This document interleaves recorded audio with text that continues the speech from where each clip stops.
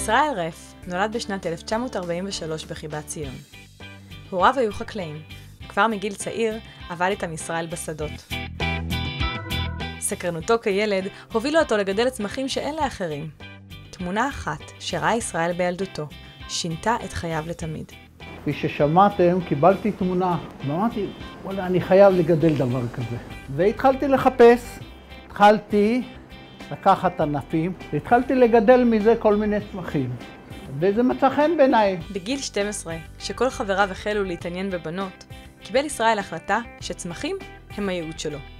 הלכתי כמובן לבית ספר חקלאי, בעיקר בגן הבוטני, היה לי מבחר גדול של צמחים, וניסיתי וחגגתי שם, הייתי מאושר.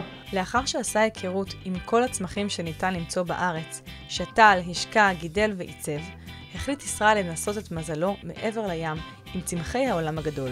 ואז ראיתי שהארץ שלנו קטנה, והגעתי העץ הקטן הזה. מהעץ הגדול הזה יצר ישראל עציץ אחד קטן.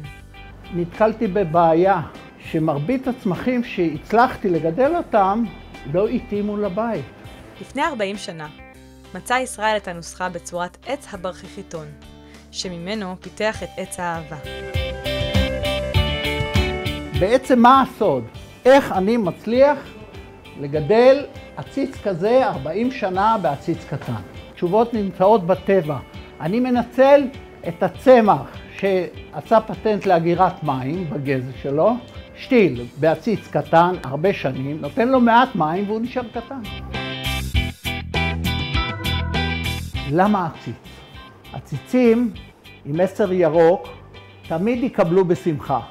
הם תמיד יוצגו על השולחן ולעולם לא במגירה.